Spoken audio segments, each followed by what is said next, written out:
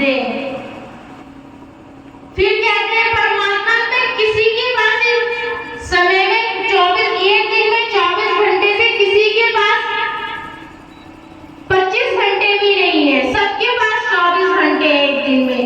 तो 24 घंटों में से हम कुछ समय तो परमात्मा के लिए निकालें, कुछ समय तो वो भजन अभ्यास करें जिससे हमारे जीवन में परिवर्तन हो।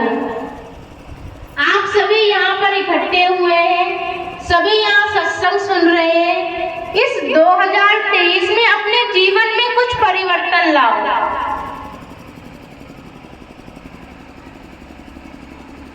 अपने जीवन में परिवर्तन लाना ही सत्संग को अपने जीवन में उतारना है।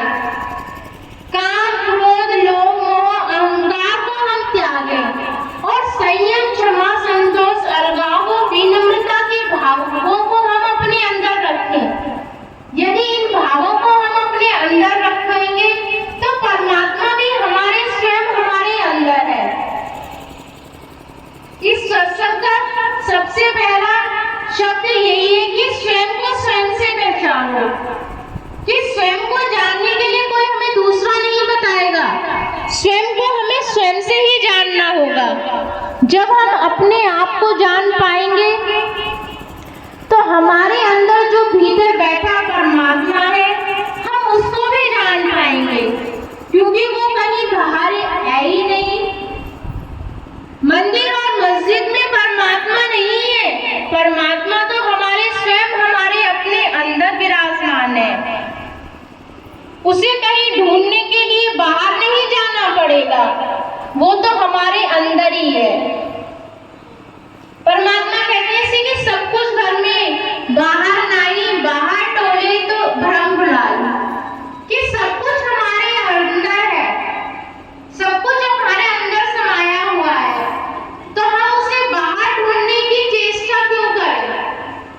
बाहर तो सिर्फ भ्रम है, हर एक जगह भ्रम है।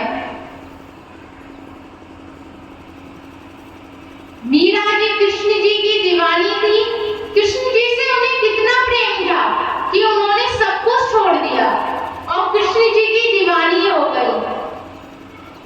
जब कृष्ण जी की दीवानी हो गई, सबको ये पता है कि मीरा कृष्ण जी की दीवानी थी, उन्होंने अपना घर, अपना पति, सब कुछ उन्होंने त्याग दिया था और उनको कितनी कितनी यातनाएं सहनी पड़ी थी।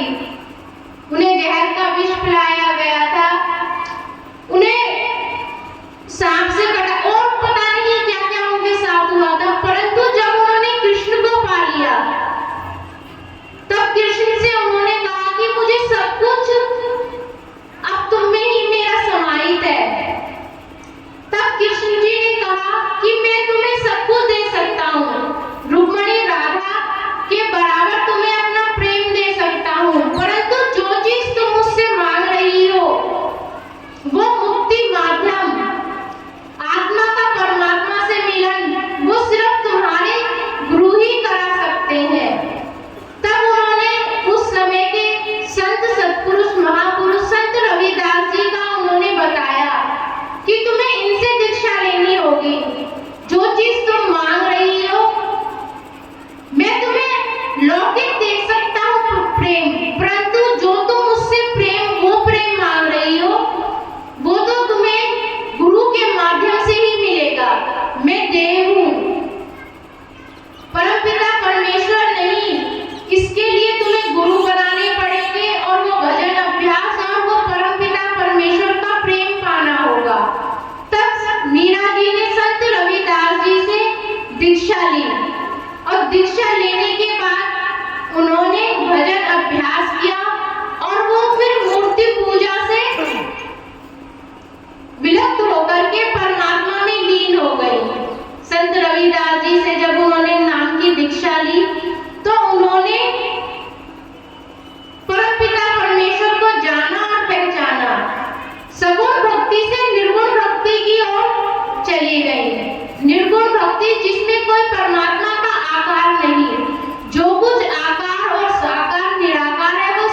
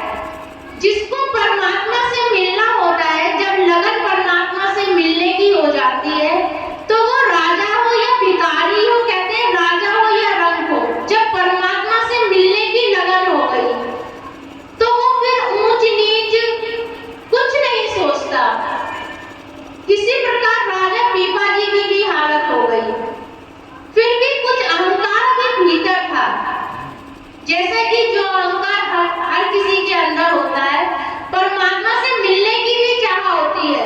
सिर्फ 2 कदम की दूरी होती है, सिर्फ 2 कदम की दूरी परमात्मा से मिलने के लिए।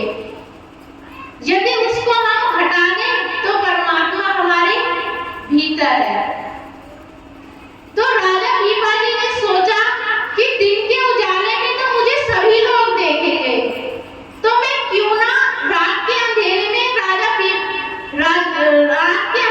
क्यों ना मैं संत रविदास जी के पास जाऊं। तो रात के अंधेरे में ना अपने पास कोई सैनिक थे ना कोई भी था, अकेले ही वो चले आ गए। संत रविदास जी की दरवाजा खटखटाया तो संत रविदास जी ने खोला, बैठ गए कि मैंने आपकी चर्चा बहुत सुनी है और मुझे परमात्मा से मिलना है, मुझे परमात्मा से मिलना है। संत रविदास जी के पास कठौती थी जिसमें कि वो चमड़ा भिगोते थे अपनी जूतियां बनाने के लिए। अब संतों की मौज है, वो हमें क्या देना चाहे। उन्होंने उसी कठौती के अंदर से, जो कि मिट्टी की बनी होती है, उन्होंने उसमें से पानी लिया, चमड़ा नीचे भीगा हुआ था, पानी लिया और पीपा जी को कहा कि ये लो अमृत और इसे पी लो। कहते हैं संतों की बातें हर कोई समझ नहीं पाता है कि वो हमें क्या किस समय क्या अमृत दे रहे हैं। राजा पीपा के अंदर वो अहंकार, वो लोगों की शर्म, लोक लाज जो अपने अंदर अभी वो भीतर थी, पूरी तरह से वो तृप्त नहीं थे। उसके कारण उन्होंने वो जब जल लिया तो उन्हें तो लग रहा था कि इसमें तो चमड़ा भिगा हुआ है, मगर संत रविदास जी उन्हें क्या दे रहे थे, वो अमृत परमात्मा से मिलने का। अब राजा पीपा ने हाथ में ले तो लिया, मगर मुंह में पीने की बजाय उन्होंने अपने कपड़े में गिरा दिया। संत रविदास जी देख रहे थे, बस पैर छुए और राजा पीपा जी चले गए। जब राजा पीपा जी चले गए तो उन्होंने अपने कपड़ों को कहा ये तो गंदे हो गए चमड़े के, पानी के। उन्होंने धोने के लिए धोबी को दे दिया और कहा कि इसे अच्छी तरह से साफ करना। कहते हैं कि किसको मिलना था और किसको मिला। जब धोबी के घर वो कपड़े गए तो धोबी की लड़की थी, उसके अंदर उसे कपड़ों में इतनी महक आ रही थी, उसे चमड़े की बदबू आ रही थी राजा पीपा को, और उस धोबी की लड़की को उसके अंदर से इतनी अच्छी महक आ रही थी, उसने कपड़ों को धोने की बजाय मुंह से चूसने लगी और चूस कर उन कपड़ों को साफ कर दिया, पूरा अमृत अपने अंदर ले गई और बस उसकी सूरत शब्द से मिल गई, उसकी सूरत शब्द से मिल गई और परमात्मा में वो लीन हो गई। सुध वो भूल गई कि मैं क्या धोबी की लड़की हूँ, क्या हूँ, सिर्फ परमात्मा में लीन। और भजन अभ्यास और उसके चर्चे संत रविदास जी से भी ज्यादा होने लगे कि कल तक धोबी की लड़की है, आज क्या हो रहा है इसे, उसकी आंखें नहीं खुल रही हो तो परमात्मा में लीन हुए जा रही है। जब पीपा जी को इसकी खबर पहुंची तो उसने धोबी की लड़की को बुलाया कि तुम्हें क्या हो गया, कल तक तो तुम मेरे घर से कपड़े ले जाया करती थी, कि महाराज आपके कपड़ों में क्या था। उसको पीते